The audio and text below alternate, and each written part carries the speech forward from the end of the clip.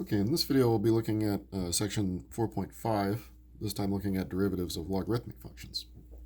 Again, we just focus on these two sections of this chapter. We looked last time, or in the last video, at derivatives of exponential functions, and logarithmic functions are their inverse. So that means if you have, say, y equals e to the x, then that's basically saying if x is our input, e to the x gives us y. So if I plug in a value into this function, I get y. But if I want to go backwards, if I want to start with the y and come back to the x, then it's the natural log of y that gives you x. So normally log, you just write log with some base, but we're going to be focusing on the natural log, the one that's the inverse of e to the x.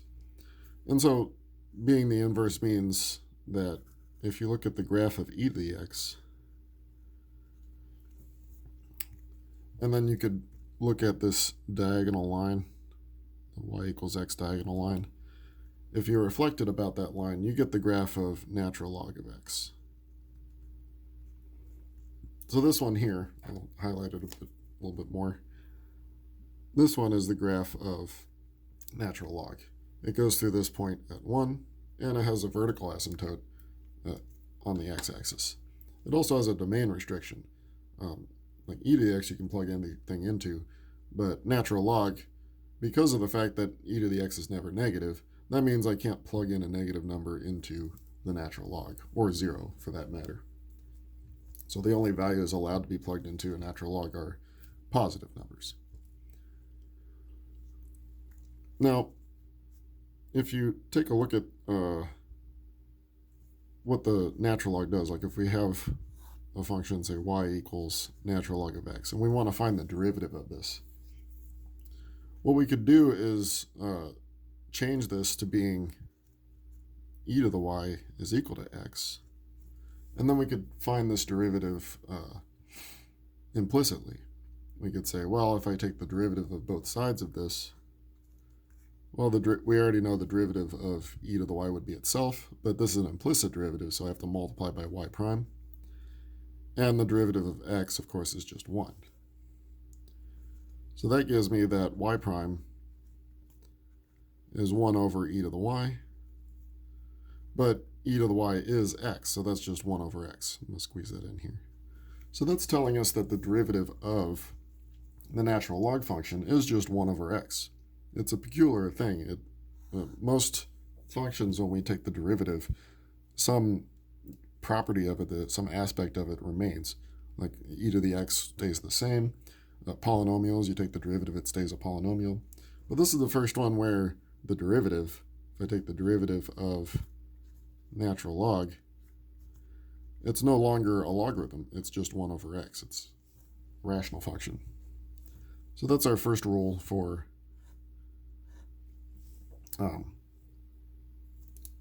derivatives of logarithms.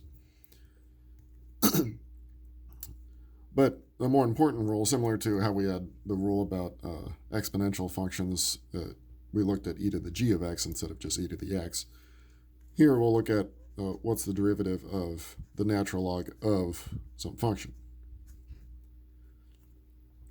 And by the chain rule, that would be the outside function with the inside still in there, so it'd be 1 over g of x, but then multiplied by the derivative of the inside by the chain rule. So g prime would be on the outside, but we can put that on the top of the fraction.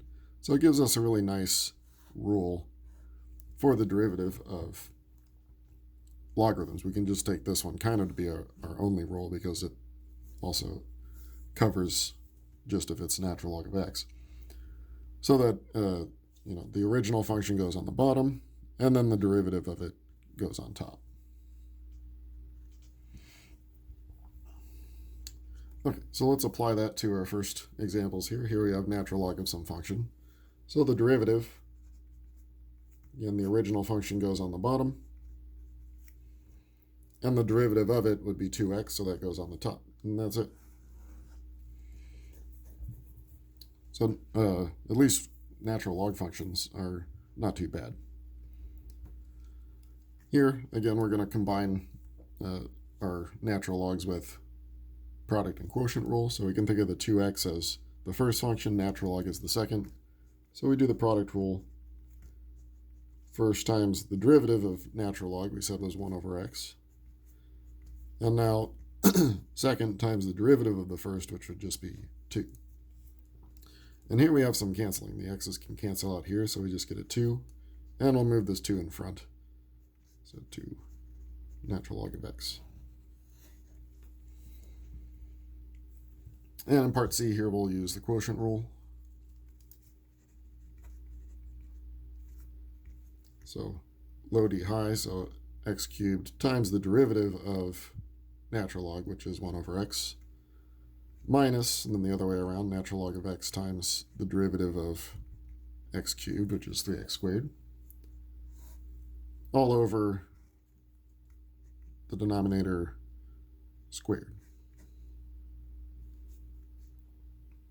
Now, we definitely like to simplify this one. First, we'll simplify here. We get x squared. And here doesn't simplify, but we can rearrange it. And on the bottom, we have x to the 6th. But we can see that since there's an x squared in both factors in the top, we could cancel it out with 2 of them in the bottom. So that would give us 1 minus 3 natural log of x over x to the 4th after canceling out an x squared.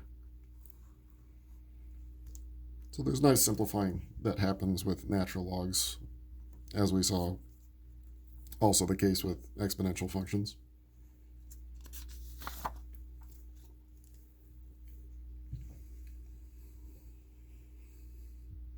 Okay, now we want to use some of the rules for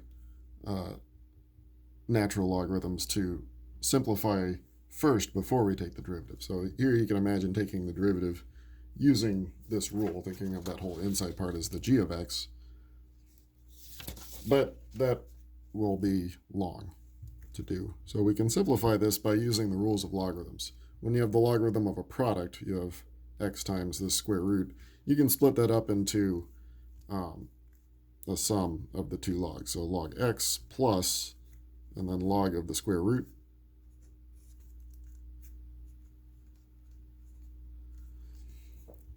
We can go a little bit further because the square root is a 1/2 exponent, and exponents you can bring in front of logarithms. So we could change this into natural log of x plus 1/2 natural log of x cubed minus 2, or sorry, x to the 6th minus 2. So notice we haven't taken a derivative yet. We've just been simplifying using the rules for logarithms. So now if we take the derivative at this step, things will be a lot nicer because we can take the derivative. Natural log of x is of course just 1 over x. And the 1/2 is a constant multiple, so we'll leave that on the outside. And then natural log of a function, that function goes on the bottom. And the derivative of it goes on top, so 6x to the 5th. So that's much nicer than if we were to try and do it just from here, because that would involve a product rule, a general power rule. Here we can do some simplifying, make this a 3. So it simplifies to just 1 over x plus 3x to the 5th over x to the 6th minus 2. And of course you could get a common denominator from here, but this is fine. So let's try that again with e. Here the square root is on the whole thing, so writing that as a 1/2 power, we can bring that outside.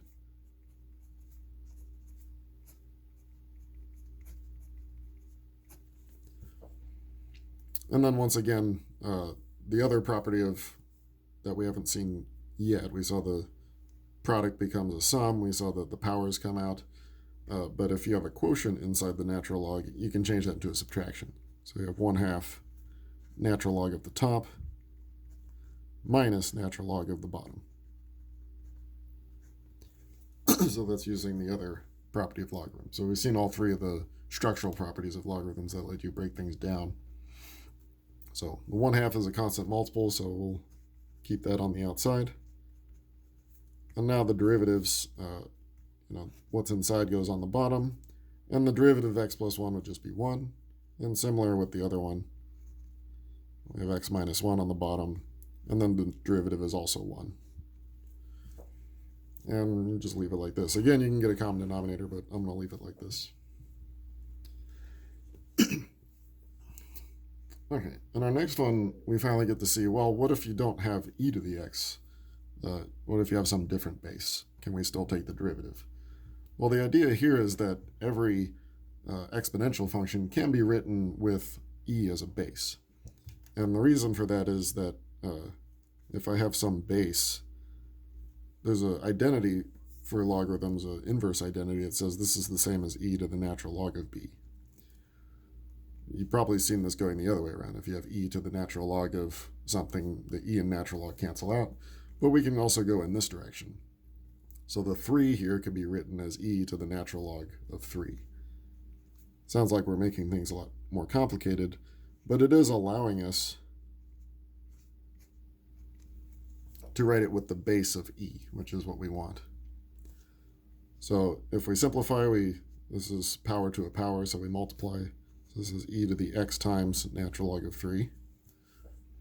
And now we can take the derivative.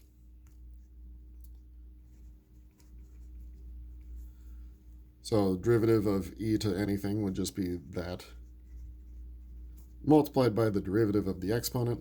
Well, be careful here. This is just x multiplied by some number. So the derivative would just be that number. So it would just be natural log of 3. But this whole thing here, that was originally just 3 to the x. So we could simplify it back down, just being 3 to the x and then natural log of 3. And that's nice as our final answer. But again, in mathematics, we always like to see patterns. If we go from where we started to here, we notice that the derivative was just itself multiplied by the natural log of the base. And so we could take that as a rule. We could say the derivative of anything to the x is that same thing, but then multiplied by the natural log of the base. So we can take that as like an extra rule. But that's where it comes from, is the fact that you can write any base as with e as its base.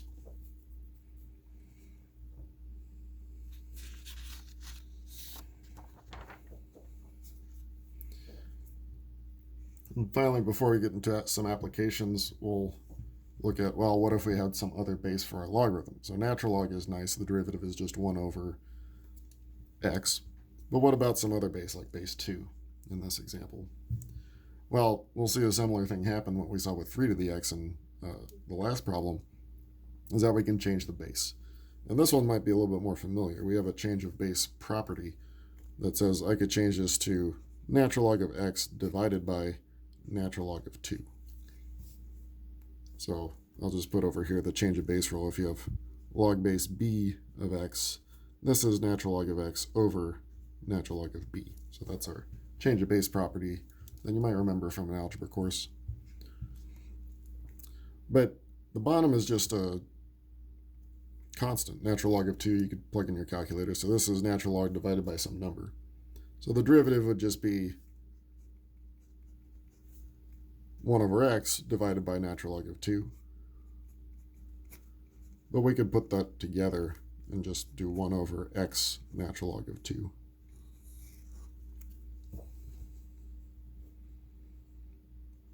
But again, in mathematics, we like to see patterns. If this was a different base, like 3, then we just end up with 1 over x natural log of 3.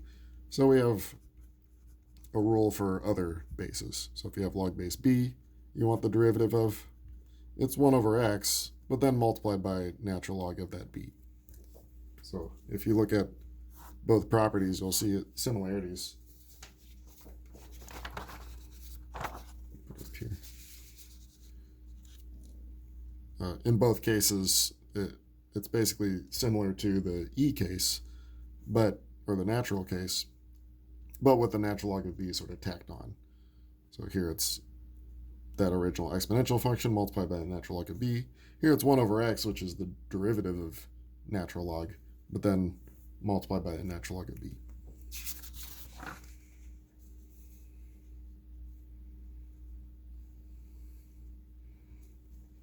Okay, now we'll look at some applications. First, we want to find relative extrema of our function. So we need to find the derivative to find critical values. So it'll be 1 over x minus 1. And so we set that equal to 0 to find our critical values. We can multiply everything by x, so that would give me 1 minus x equals 0. And so that just gives me x equals 1. So 1 is a critical value. We could go ahead and use the second derivative test. So let's take the derivative again. This is x to the minus 1, so the derivative would be minus x to the minus 2, and the derivative of minus 1 is 0. So this is minus 1 over x squared. And so if I plug in the 1, I get a negative 1. So that's being negative means it's concave down, so that makes this a maximum. So at x equals 1, we have a relative maximum for our original function.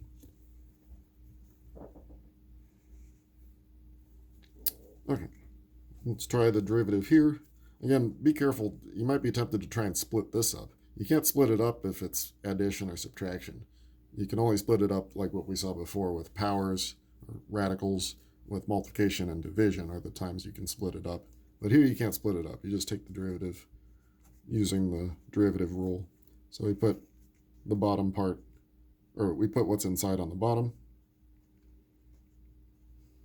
and we put the derivative of it on top.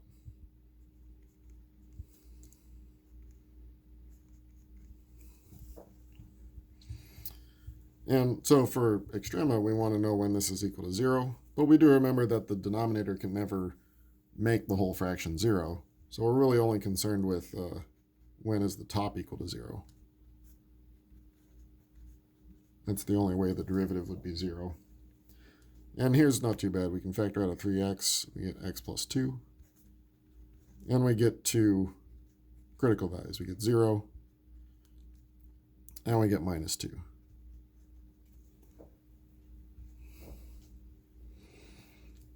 Now we could do the second derivative test, but that might be pretty messy here. We could just do our number line to see where it's increasing and decreasing. Oh, let's put minus 2 here, and then we'll put 0 here. So we want to test values into our derivative. We can test minus 1, we can test 1, we can test minus 3. Unfortunately, I didn't do these in advance, so we'll just try them out. So if I plug in 1, that's probably the easiest one. I get 9 on top. I'm getting something positive, right? I get 6 on the bottom. It's positive. If I plug in minus 1, let's see, we get 3 minus 6 on top, so a minus 3. And we get minus 1. 3 plus 2. So that's positive, right? That's a positive 4.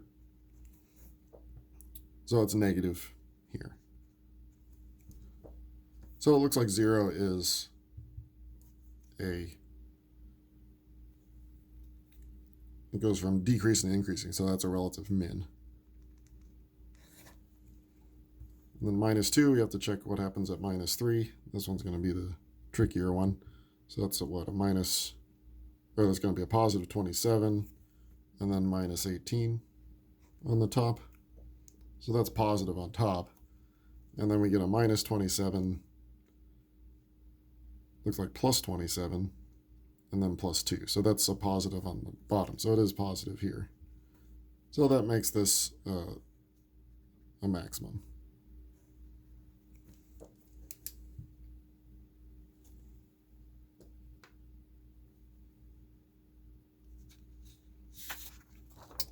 Okay, now we're going to look at a graph of a function that has a natural log involved. And so we'll look for its any extrema. It may have points of inflection and asymptotes. Now, since you can see from the graph I've supplied, because it's something times natural log of x, our domain has to be 0 to infinity, not including 0. So our domain here has to be 0 to infinity, because any negative number or 0 can't be plugged into that natural log. Okay, so we know it's on the right-hand side here. and probably has an asymptote here. So to find any relative extrema, we need to find the derivative and set it equal to 0. So the 20 is a constant multiple, so we'll put that on the outside and then do the product rule for the rest of it. So that's going to be x squared times derivative of natural log, which is 1 over x, plus then the other way around, natural log times the derivative of x squared, which is 2x. And let's simplify, so 20x plus 2x natural log of x. And then we can factor out an x. So we have 20x on the outside, and then we'd have 1 plus 2 natural log of x on the inside. So we want to know when this is equal to 0 for critical values. So the 20x, of course, x equals 0, but that's going to be thrown out, right? Because we can't be 0, so that's gone. And then this one, we'll probably get something if we set this equal to 0. Subtract the 1, divide by 2, we get natural log of x is equal to minus 1/2. Sounds like it might be a problem, but remember to get rid of the natural log, we do e to both sides. So we get e to the minus 1/2, which is approximately 0.61.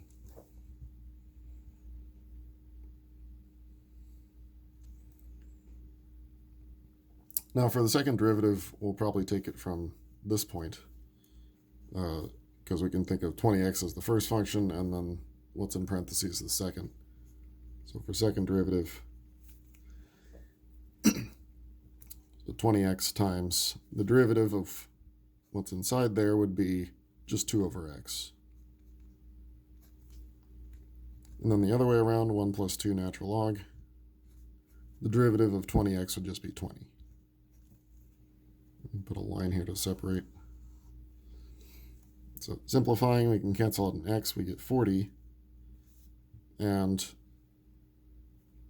20 times 1 would be 20, so adding to the 40, we get 60. So since I'm running out of room, I'll just simplify there. Then we get 40 natural log of x.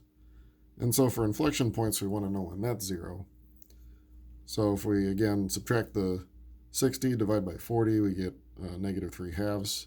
So it would be e, or x equals e, is then negative 3/2, which is approximately 0.22. Let me plot these points first. So I don't have enough room to really do the rest of the analysis, unfortunately, but you could see that this does indeed become an inflection point. So at 0.22, it comes out to be about negative 1.5, so it's about here. That's our inflection point. And then at 0.61, if I plug that in, it comes out to be about negative 3.7. So at 0.61, which is about here, negative 3.7, about there. So what it does, again, you can do the analysis looking at where it's concave up and down by plugging in values around these. But and this is a bit advanced, but it has a limit here on the right at 0. And that's because you can't plug in 0, but the x squared is in some sense stronger than the natural log, so it pushes it towards 0. And then it's concave down just for a tiny little bit, and then it goes back to being concave up. So that fact means that this point here that we got here is a minimum. And then it stays concave up forever beyond that point, so it just goes up forever. So no asymptotes there. But let's label what we have. This is our minimum at 0.61 and negative 3.7 is our min. And we have this inflection point at 0.22 and about negative 1.5 is our inflection point.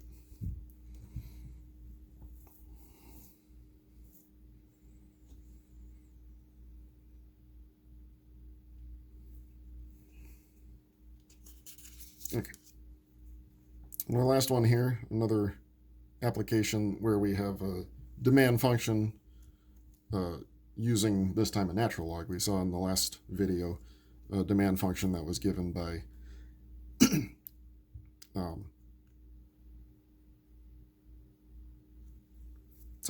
it was given by an exponential function. Notice this is also kind of weird because it's not solved for p. You could solve this for p. I want to do that sort of on the right hand side here. So if we solve this for p, we first have to take natural log of both sides. So you'd have e to both sides to get rid of the natural log. You get 10,000 over p. And then solving this for p, I'd have to multiply both sides by p and divide. You'd have p equals 1,000, and then the e to the x comes to the other side as a e to the minus x. So that would be the actual demand function. So the demand function is still an exponential function, similar to what we saw before. But we could actually take it from here because we want to find two things. We want to find dx dp and we want to find dp dx and see what kind of relationship it has. So for dx dp, we need this version. We need x as a function of p. So the derivative, let's first rewrite this here because I want to use properties of logs to simplify this first. So if I take the derivative, if I use the properties of logarithms, this is natural log of 1,000 minus natural log of p. And then when I take the derivative, so I get dx dp,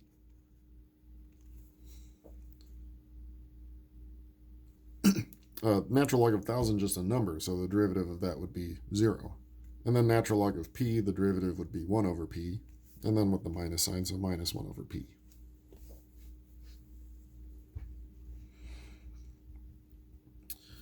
So we could also, let's do the derivative on this side as well, this time p in terms of x, so we'll get dp dx the other way around. And this derivative is pretty easy, you just end up getting minus 1,000 e to the minus x, because the derivative there would just pop out a negative sign. So notice they're definitely different. Dx dp and dp dx are definitely different functions. Well, as you'd expect, dx dp is thinking of x as a function of p, so it should have p in the end.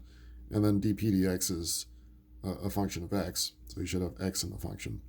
So they certainly should be different things. But let's see how they're related when we plug in a value. So when the price is $10 over here, it's easy. So I want to separate these two because this was really the way to go to find dx dp. So you just plug in 10. And so that's what? Minus, this would be dollars per unit. So that's telling us that how the price is changing, or how no, it's different units, isn't it? Sorry. I had it written different. It's minus 0.10 still, but what are the units? It's x over p, so it's units per dollar is the way you want to think of it. So it's going down 1/10 of a unit per dollar increase in price. Now let's see what we get here. We have to find an x that corresponds with p equals 10. So we need to use this original function here. So let's do that here. So if I put a price of 10 here, I get x as natural log of 1,000 over 10. So I get natural log of 100. So that I could plug in here to get the corresponding rate of the price per unit. So if I plug that in here,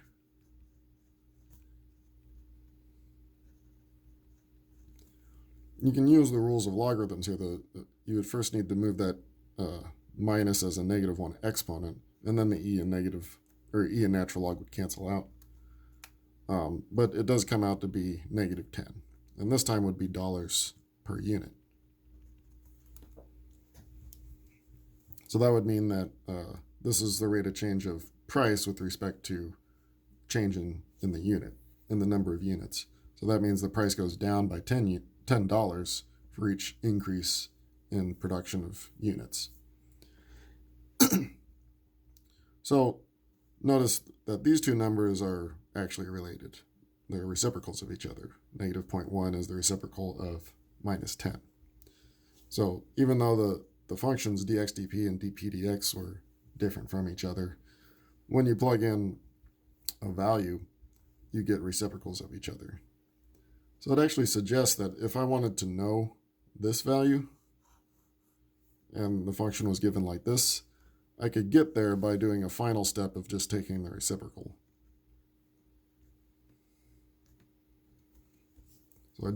So notice going this way was a lot of work because I needed to invert it, find the derivative, and then plug in a value here to plug in here, and then finally get the minus 10.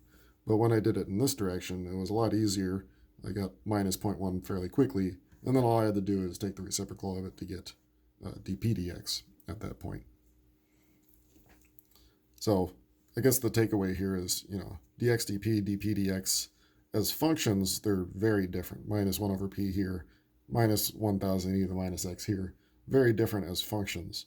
But when you actually plug in values, they actually are reciprocals, as the notation suggests. Okay, so we'll end this video here. And in the next video that we'll also be doing today, we'll start on chapter 5.